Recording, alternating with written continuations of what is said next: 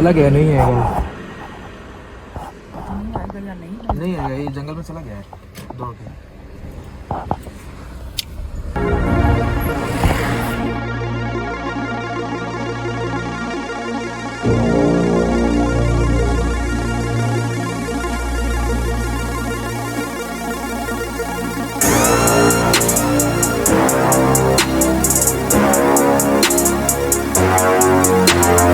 Tiger leopard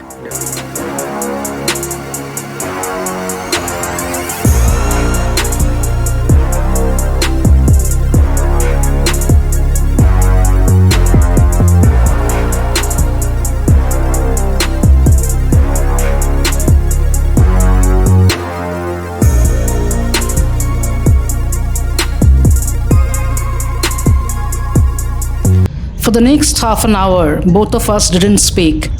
Mr. Deep Jyoti started playing some Assamese song and for the first time called his home while driving. On that very morning, he told me that he never talks on mobile phone while driving. But things change here at night, just like any Indian village adjacent to a big dense forest.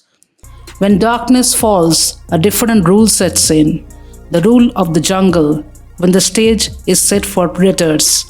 A 3-year-old baby was abducted few months ago from the village that we just crossed.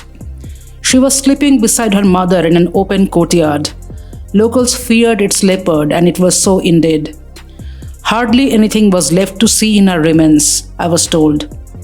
While most of the villagers got very angry, demanding authority to kill the quote-unquote man-eater, the baby's father apparently said, "Some dies here of old age, some early, but everyone has to go.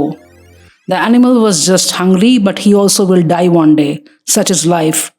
This is part of Sansarik Jivan," meaning this is samsara, referring to the cycle of death and rebirth.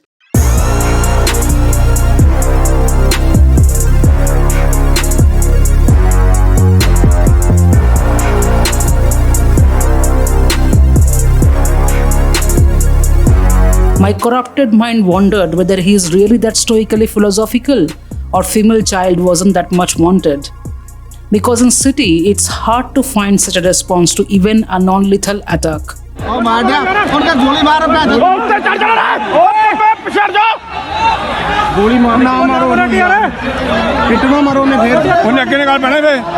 I don't fear for myself, I fear for my loved ones, for my family, for my friends, for the children of the compound. What happens when leopard corridor, financial corridor, IT corridor all overlap? Sorry, let me rephrase the question. What happens when financial and IT hubs are extended inside what is originally a leopard corridor?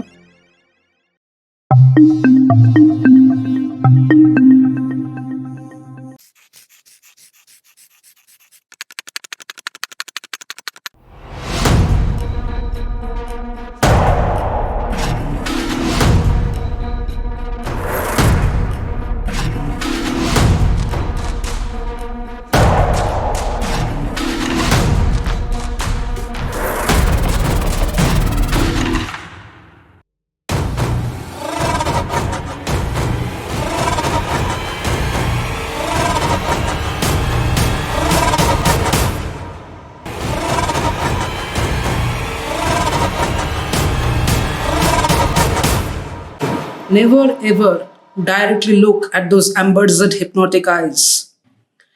You may shout at an approaching elephant and startle it. You may stare down at a lion, almost like holding the beast in a gazing competition. But never ever directly look at a leopard. I will share tips for how to avoid attacks and also how to safeguard yourself from being mortally wounded if close encounters happen. The kind of suggestions I'll be sharing with you are results of my years of discussion with wildlife biologists, safari guides, locals whom I met inside and in the buffer zone of different Indian jungles, or even reading paperwork of scientists and leopard ecologists like Sanjay Gubbi, closely associated with the Karnataka Forest Department, and of my affiliation with Nature Conservation Foundation and having access to their resources. So chances are you will not find such information readily available by Google search, and anyway should not refer to Korra when it comes to matter of life and death. I repeat this for the third time as I want this to be ingrained in your memory in spite of plenty of misleading information available in the net asking you to act differently. Don't hold a leopard's gaze.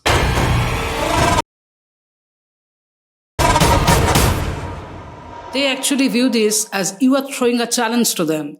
You shall act exactly the opposite though if you experience lion encounter. Make direct eye contact and don't break the contact till you are out of danger. It's another matter that most people will wet their pants if lions keep on looking at you directly, accompanied by that 114 decibel roar once, while in comparison, leopards are typically quiet. See, lions are little cute in comparison to other apex predators. Still, you make them angry, or they are very hungry, or wounded, or you disturb their courtship. They may cross your path like you don't even exist. Why I am using them as an example while talking about leopard? Because lions also wander out of parks quite frequently, and the king too sometimes visit your home unannounced if you stay close to the forest. Also, the word leopard comes from the Greek compound leon, meaning lion, and pardos, a male panther, reflecting that it was thought to be the hybrid of a lion and panther during classical era. Basically, now we are trying to track down a leopard. We can hear alarm calls, and as you can see that the deers are moving, and the leader of the group is pretty alert. You need to look at their tail position, and also they make alarm calls. We are hearing alarm calls of Southern Gray Langurs. So basically, when the top predator is around, they alert other animals.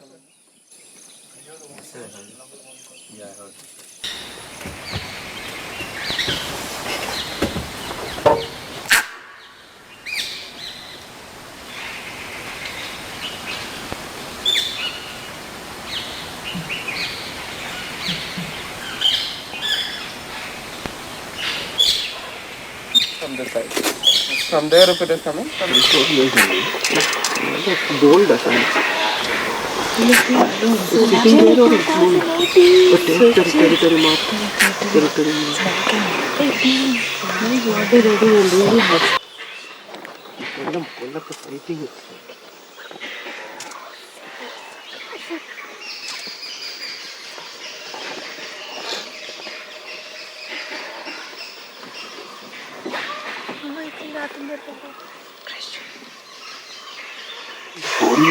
If there is one animal that I have struggled the most in terms of sighting, even more than tiger, it's leopard. I have done 90 plus safaris and I have seen leopard only twice.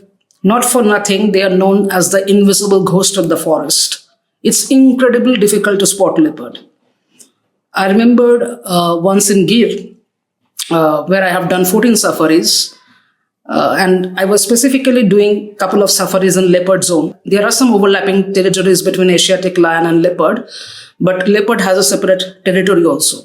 And I was venturing into those zones specifically in order to sight leopard. And I remember what the guide that time told me, you will never get to see them, but they have seen you.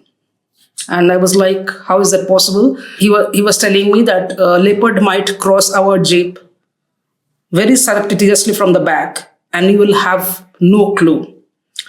They are such secretive and elusive creature that it's incredibly difficult to spot them even in a jungle safari. But the surprising fact is that you no longer need to get into a safari to sight leopards. As we all know that their sightings are becoming increasingly regular in human settlement, even including residential areas, major cities. Fast into it and take a shot.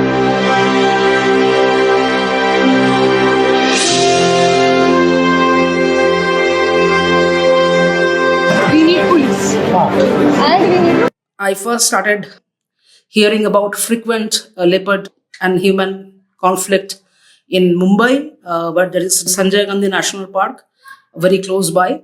And then it has become pretty much prevalent these days in Bangalore. And the more frightening prospect is that unlike forests, there won't be any alarm or warning calls from langurs or screeching by the guinea fowls to alert you inside the residential area. So let me know for any doubts in the comment section regarding any of the tips I'm discussing here. Curiously, I uploaded a short video on this mishap on 1st of November, and 2 days later, I saw India Today Video Desk uploading very similar material with almost the same title.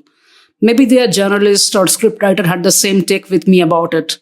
After all, Karnataka Forest Department has a history of botched operations when it comes to big cats. And anyway, we shouldn't act like we are in the safari. Now, you might have seen or even experienced those classical African safari game moments where a leopard is seen sitting on a top canopy of acacia tree with sloping branches, and for hours visitors are observing the creature directly with a grandstand view.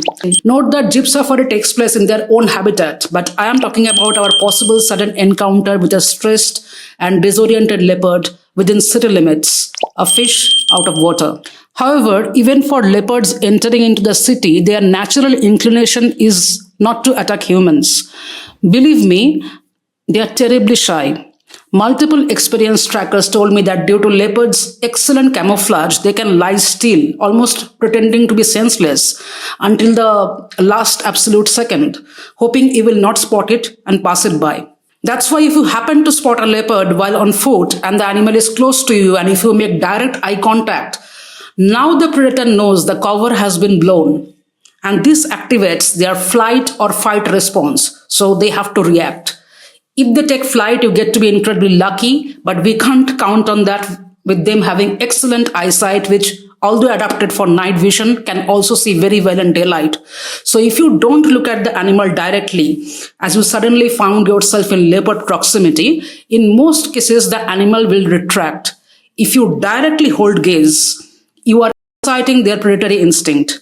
What is predatory instinct? One safari guide explained it to me in a very simple and lucid way, and I will cover that in my future video.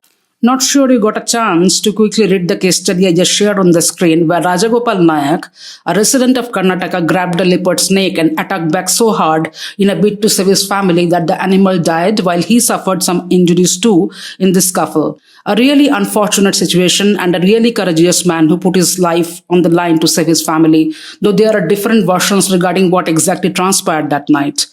Now, why the leopard attack though if they are so reclusive by nature? I mean, it's very natural that his wife screamed upon spotting a leopard in attacking mode all on a sudden. Anyone will shout or scream or will make some form of frightened squeal if any animal suddenly attacks when it catches us totally by surprise. In fact, if you read WikiHow's How to Survive a Leopard Attack article, it is advising us to shout, to make loud vocal noises, and even to clap.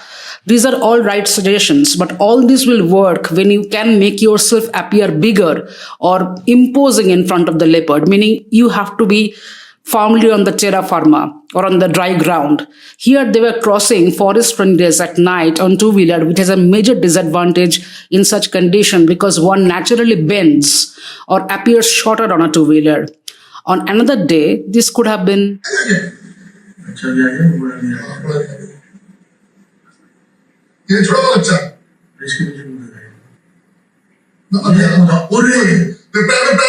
here the motorcyclist could spot the leopard and yet almost rolled out an open invitation.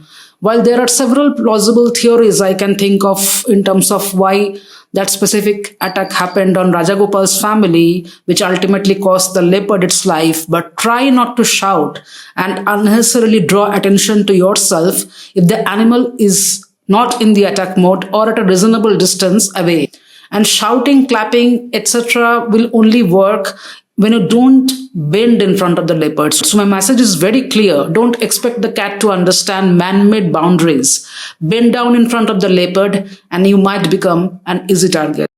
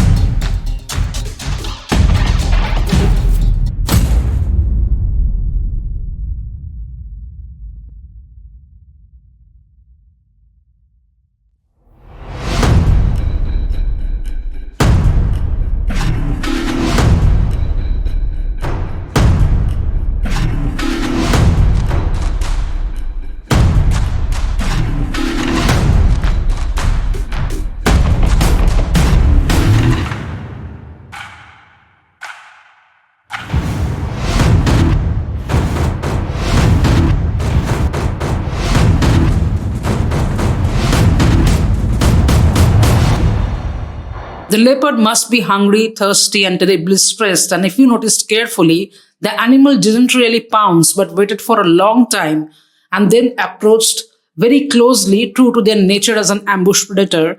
When the lady finally saw, and then the animal didn't really put up a fight after realizing that the woman was swinging and attacking with a solid stick.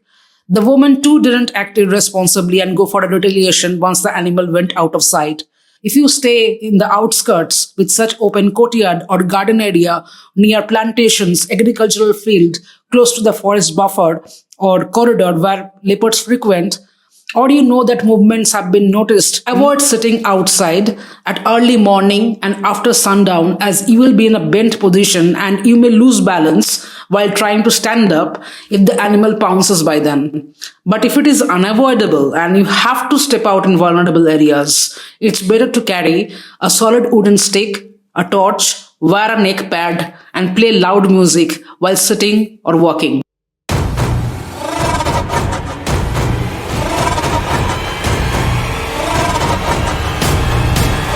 Now, you may think it's easier to talk about what to do in which situation in a video, but when it comes to suddenly facing leopard, nobody will be able to remember all this, and most people will act frantically or may even get transfixed in nervous tension.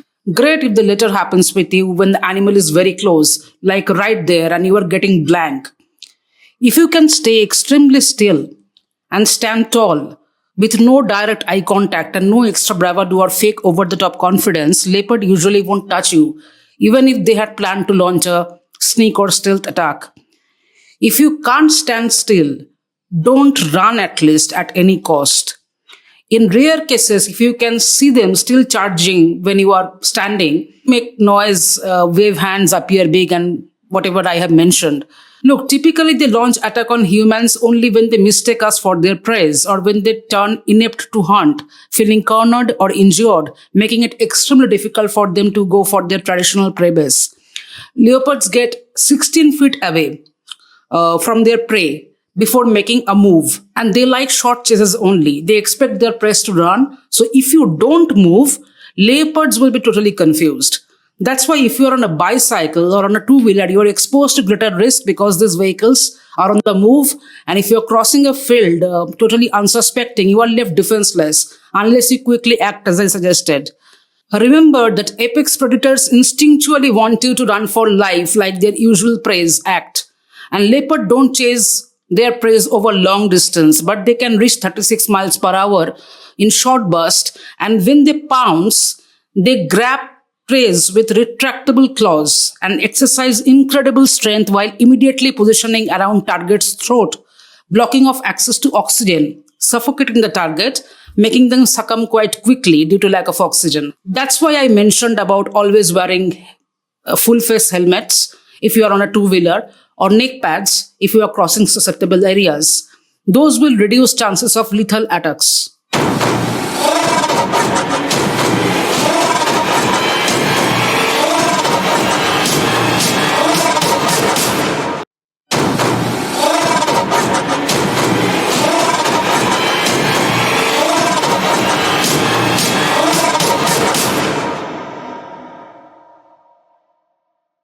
You can follow one more technique, which I follow even during safari. Wear a jacket or something which you can easily take off, and a hat. Now, if you anticipate that a leopard is in attack mode and about to charge, you can throw your jacket and hat on the animal's face. When they come close, to block the animal's vision temporarily without causing any physical harm. And that will give you extra few crucial seconds to decide what to do next. You may think that you will be still clueless and feel helpless, but we are so built that when we face such extreme crunch moment, we can also develop an unusual strength and mental agility because our strong survival instinct kicks in.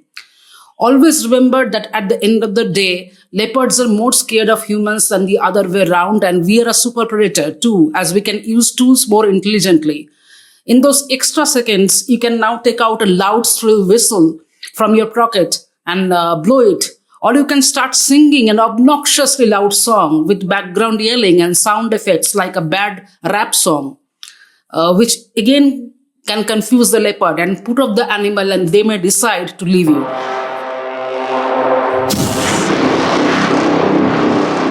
On the contrary, here you saw that the leopard latched onto the back of the man wearing orange, but almost immediately left, realizing the misfire. This happened at Haldibari Cattle Corridor in Kaziranga, a place famous for big cats who target livestock as they are the easy prey. Most attacks happen because villagers are mostly unaware and ignorant about what they can do to avoid such encounters, since it's part and parcel of their daily life to cross such area. It doesn't matter what color you wear if you cross basically from the middle of the forest on a bicycle without any protection. So I'm not saying that reflective orange jacket alone can deter leopard if other situational requirements aren't met. Though leopards typically don't see humans as prey and habitual man-eaters are extremely rare, very little is known about them as they rely on seeing and not being seen, on acute smell and hearing. Stress of unfamiliar situation due to translocation, other reasons can also make them aggressive. Like for example, if they venture into residential area, they haven't come to get a quote for their dream home, but they suddenly find themselves inside our dream home, which not too long ago used to be their playing field.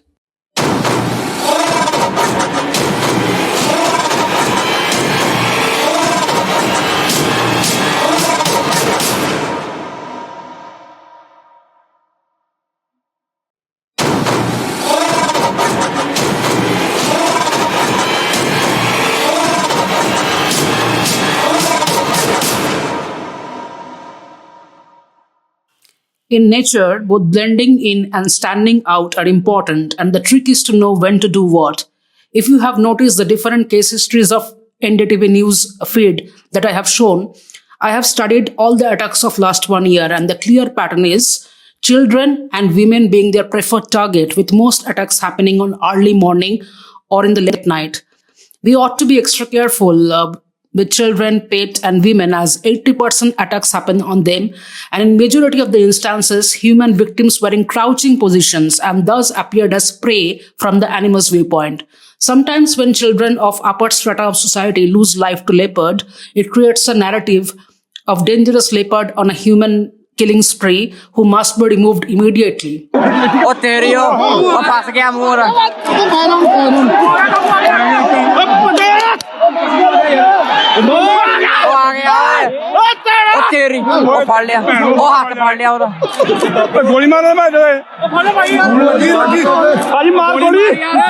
It happened because the animal felt extremely threatened, being surrounded by panic-stricken crowd, baying for its blood, leaving no other choice for the animal but to attack in order to escape. Note that leopards try to avoid human contact as much as possible, but in that process itself, they end up in city areas. For example, leopards take bio corridors to go from one place to another, but because these corridors have been broken up by human settlements, leopard-human interactions become a big possibility. Also by nature, predators, particularly males, travel long distances in search for two things: food and mate. But when leopards are found outside of forest areas with high human density, we think that they have strayed. We forget that it's their home too, just as much it is ours. So we need to figure out how we can strike a better understanding of them to protect our mutual interest. And that means spotting signs early. Yes, there won't be any alarm calls inside city or township, but keep your senses alive and open while visiting green patches and fields, and even while working inside your residential complex situated at the outskirts of the city, especially in areas adjacent to forest and hilly terrain. If you suddenly get a whiff of buttery popcorn smell of movie halls in the air and notice rapid movement of tree squirrel, all on a sudden, stop and observe keenly. Leopards frequently mark their territory, and the distinctive odor they give off from their urine is very similar to what you get inside theaters while buying butter popcorn. You just can't miss this smell if leopard is nearby.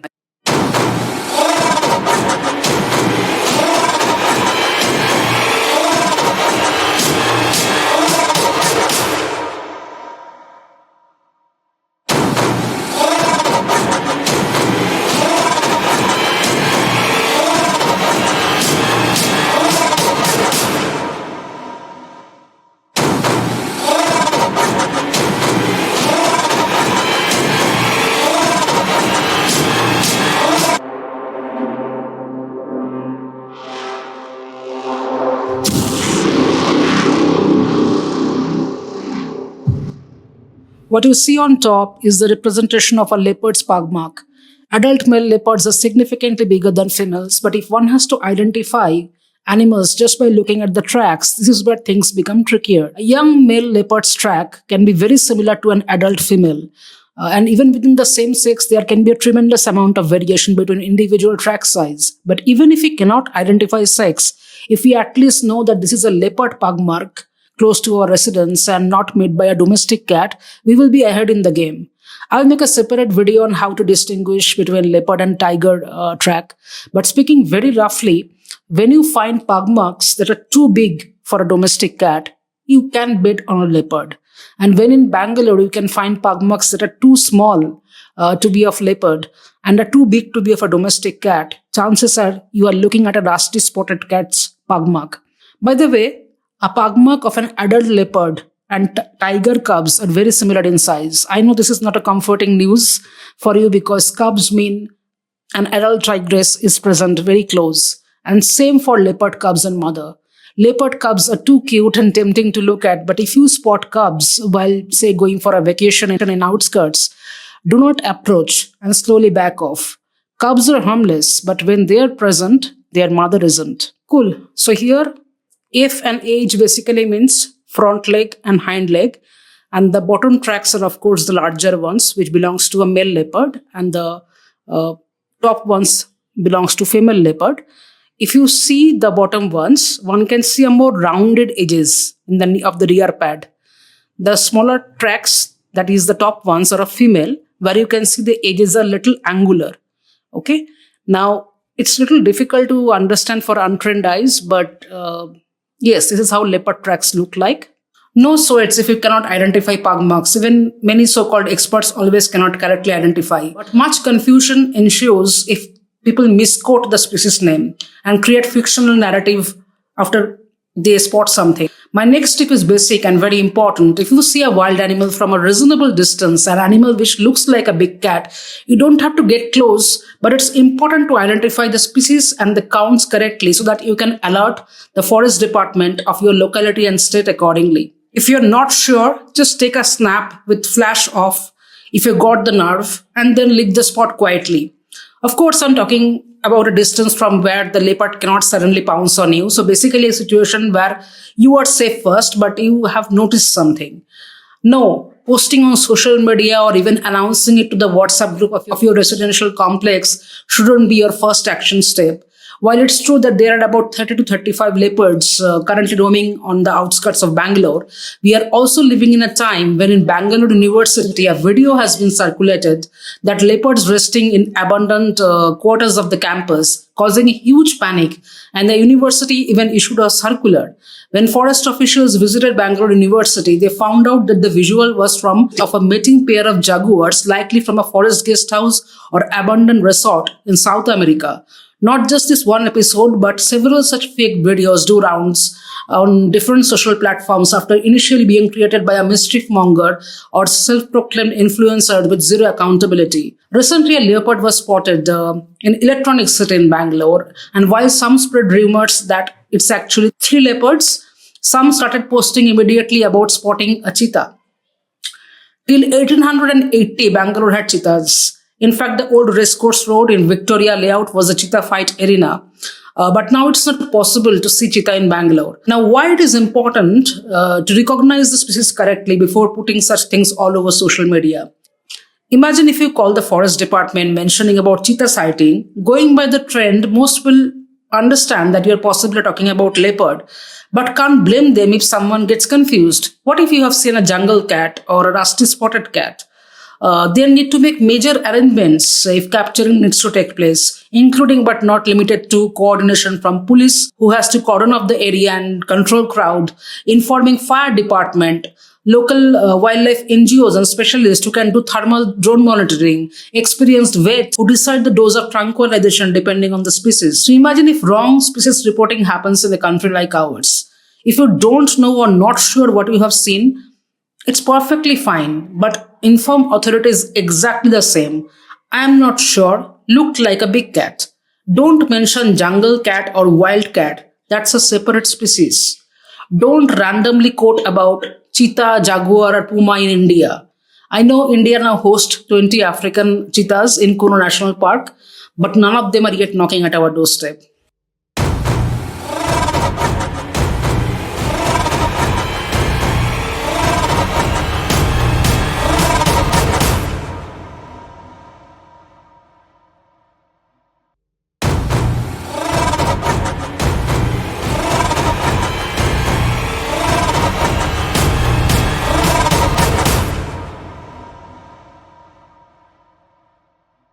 In 1988, Asiatic lions preyed on humans for the first time since 1904, after 57 lions were moved from human-dominated landscapes to Gir National Park, a protected area for them. Similarly, when leopards are also separated from their homes and families and released in unfamiliar terrain, it is disastrous for the villages they chanced on because they will try to make a return. As a social geographer Frederick Landy in this book, of the University of Paris has noted, it isn't the slum dwellers, the people who are most often attacked. They are not calling for the leopards to be removed. It is mostly politically empowered upper class residents of high rises and villas near the outskirts or reserves who relishes the green view, but panics and spreads indiscriminate rumor when leopard shows up on a security camera. Uncomfortable truth, but yes, let the authority decide whether the animal needs to be captured or not. Just because we have seen a wild animal in neighborhood, which we feared that may result in some calamity, we may unwittingly invite more trouble if we insist on capturing them always. Same for pug marks. We don't need to stand on the spot for long and identify pug marks if we happen to come across one. If possible, take few clear pictures quickly while keeping your safety in consideration and share those images with the forest department. Mobile snaps will do. Don't go back home and return to the spot with a DSLR. Let's now discuss the worst case scenario. You're taking a stroll inside the garden of your residential complex with no weapon, nothing to defend yourself, no stick. You are not wearing a neck pad because it's not even feasible in Indian weather to always wear a neck pad the moment you step out. You're not carrying any whistle, and it's not that you held any eye contact or provoked the leopard or nothing. Suddenly sneak attack happened from the back. And leopards usually, they try to come from sideways or the back. In stark contrast, lions will always face you. Typically, they face the target, king for a reason. And lions will let you know that they are targeting. They will usually make a very deep growls and they make a couple of mock charges. Leopards, on the other hand, don't play around at all. So if they're going for it, there's very less time. So best bet is to try to keep yourself steadfast on the ground. Most of the city dwellers don't know how to climb on trees, but in case if you happen to know, don't even attempt that because leopards are excellent climbers, as all of us know. Even for tiger attack also, it's not a very prudent approach to climb the tree. So forget about, climbing anywhere. Just try to remain very firm on the ground. But if the pressure is too much and you fall, then the next thing you have to think about is how to protect your neck because the leopards is that's how the lethal attack happens actually. So you have to protect your neck. Try to curl yourself, in a positions like this to safeguard your vitals so that the major organs are protected. This is direct face off happening. During that moment, of course, you have to fight back because the survival is on the line. And there, your best bet is to target the soft places like eyes. So if you can just, put very strongly pierce the eye socket, you understand the situation, right? I'm not encouraging to harm any animal unless your life and death situation, it's on the line. If that happens, try to, punch in the softer areas like nose, eye. These are the areas to target actually if leopard attacks. Apart from getting curled up like a ball, one more thing you need to take care of is that if with the two elbows, you can push down their front paws, then they cannot use their retractable claws to take off too much of your flesh. Because if they start doing that, then it will be excruciating pain and you won't be able to protect your neck. And that time they can launch their final bite there. So it's very important to stop them taking too much flesh out of the body. And in order to do that, you have to somehow stop the front two paws, right? So try to hold that. And the way to do it is to just put all the pressure from both the elbows, right? So you can actually hold like this, your neck, and with the front two elbows, you'll be pushing the fronts. Okay. Even if the leopard attacked you from the back, suppose you attack from the back, and then with the pressure and the suddenness of the incident, you will fall back here, right? Then you will turn around. Automatically, you will instinctually turn around. Then leopard is facing you. And suppose it is coming for this, your neck. So they may just, drag your whatever you are wearing or something like that. In that moment, basically, you have to figure out whether you will fight back and punch their softer areas, or whether you will stop them from attacking, what you will do. Or if you have a key, suppose if you have a, home key, you do not have any weapon, but you locked your flat and came out. With that key also, if you can just try to pierce one of the eye sockets, leopards can sustain with one eye. I'm talking about extreme situations again, not advocating harming of any animals. See, leopards are comfortable only killing a prey of 25 kilogram to 35 kilogram, not more than that, because they are instinctually driven to take the prey on top of the tree. They need to climb in order to hide the prey from the predators like hyena, because that's what they do in the wild. So killing an adult human being is not their cup of tea and not their natural instinct, as I mentioned many times before. So if you are a full-grown adult individual, believe me, you have an upper hand.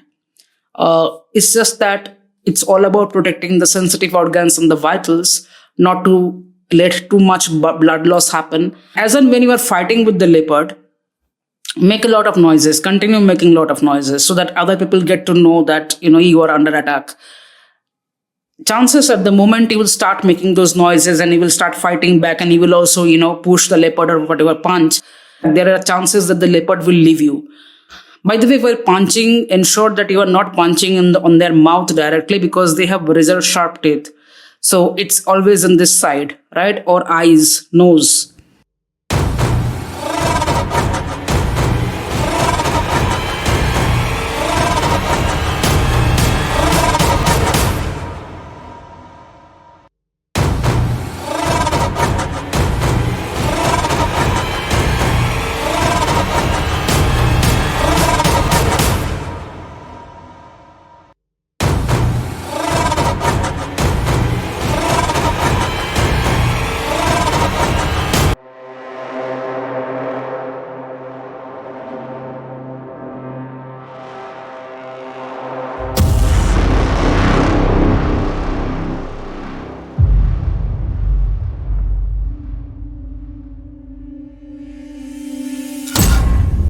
Now, in this particular scenario, of course, you don't have any weapon or anything to safeguard. But even when I have spoken about what to carry, I have never mentioned pepper spray. Same reason I didn't mention about fox lights, which are basically installed at different vantage points, and they are solar powered lights which can flicker at regular intervals at night, mimicking movements of people, deterring wild animals. Fox lights have been used to deter lions from entering bomas in Kenya, elephants from cooperating in Zambia, snow leopards from corals in Nepal. However, their long-term effectiveness is yet to be proved. Similarly, I'm not too sure about the impact of pepper sprays on leopard, because really there's not a lot of research work on this particular front. Bear pepper spray has been successfully tested that can drive away grizzly bear. And one research says that this can also act for wildcats, but really, I'm not too sure that exactly how pepper spray will work. Much effective long-term solution is rather to keep the neighborhood garbage free, because garbage essentially attracts feral dogs, pigs, rodents, which are all easy prey for leopards. And these are the stimulants essentially to attract leopards. According to government estimates, based on camera trap surveys carried out in tiger-bearing forest, India hosts about 13,000 leopards. However, I believe that we host over 20,000 leopards, as many part of the leopard habitats were not surveyed during this monitoring exercise. At the core of what's being learned is one fact: natural habitats are extremely important for leopards. If we take that away and think that they will do well in sugarcane fields, which they will because leopards are champions of extreme, we need to also then learn coexistence with delicate balancing. At least 544 leopards were reported dead last year in India, of which 152 were killed by poachers due to their skin, owing to medicinal value and its importance in fashion industry. In comparison, 21 people in India were reported to have died of leopard attacks in 2023. So fortunately or unfortunately, the stat is pretty clear in terms of who needs to fear whom. While the otherwise data-driven industries continue to act indifferent while forest land grabbing, it amuses and at times angers me when they call it Bangalore's IT corridor. This is the corridor of Scarface and his likes. And just to remind who is actually scarred, but still the boss, sometimes from Deccan Plateau's rocky hillocks, they will come